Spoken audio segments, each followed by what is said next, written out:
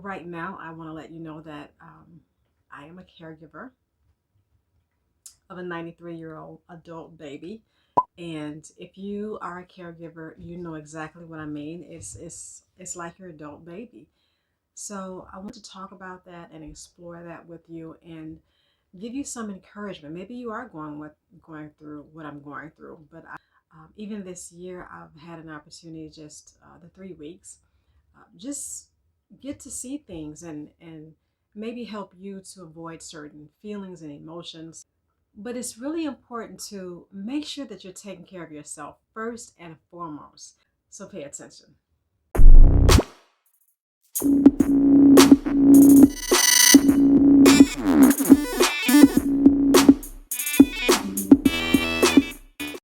Hi, and this is Milan, Peri of So Natural Wellness and the Chic Women Don't Diet lifestyle program. So if you're new here to my channel, don't forget to click on the subscribe button as well as click on the button for notifications so that when I do produce new videos, you will get them as they come out. And also, if you are a regular here to my channel, then welcome back. I'm so glad to have you back, Diva. So here, this is something I want to talk about today because it's near and dear to my heart. And being that I've just became a caregiver to a 93-year-old baby, I call her my adult baby. It's my mother-in-law. So in this video, I want to talk about something that's been near and dear to my heart lately, and that is self-care, especially for women that are menopausal and caring for aging parents. As a caregiver to aging parents, it's so easy to allow our own well-being to fall by the wayside, and self-care for ourselves become more like a sacrifice, something that doesn't come easy anymore. And you may even find yourself forgetting to do things for yourself because you're so focused on making sure that your parents have the best care and always taking care of their needs, doctor's appointments, medication, whatever that may be, or seeing after them if they're in a nursing home or if they're in assisted living. So your thoughts are always consumed with them, and it's so easy to just forget about yourself, right?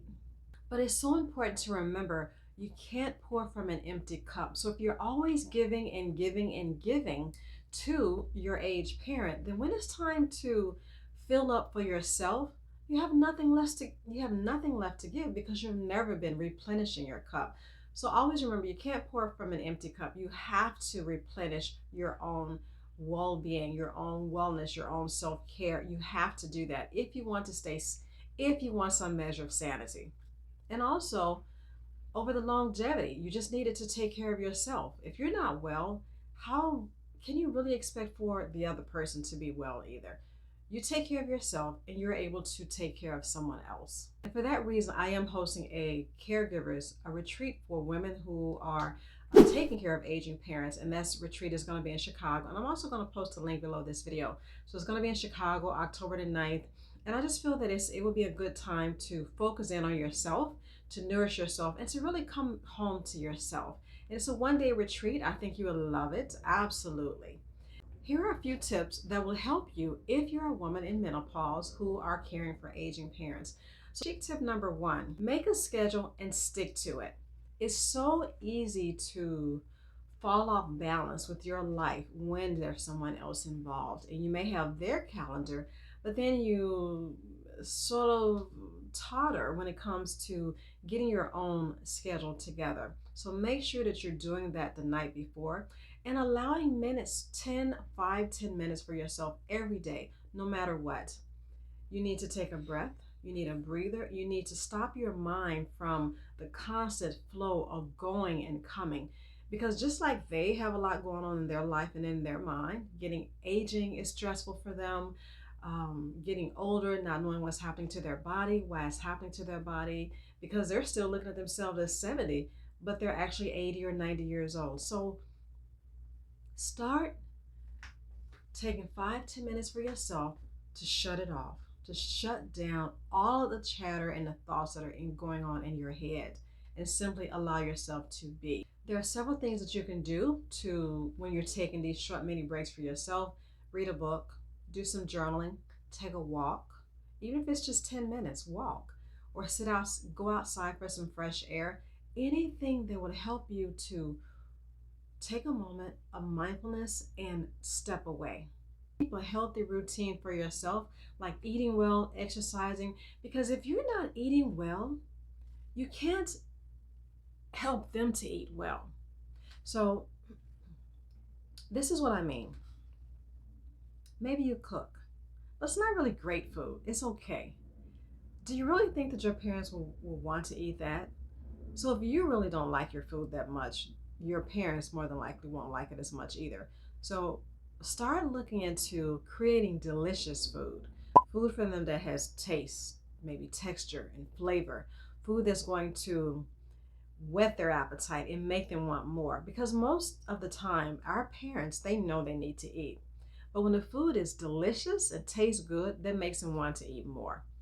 So making sure that you're taking care of yourself and don't really make it an option. Making a lot of different meals for different people, that's exhausting. So don't make it an option. You eat this, they eat that.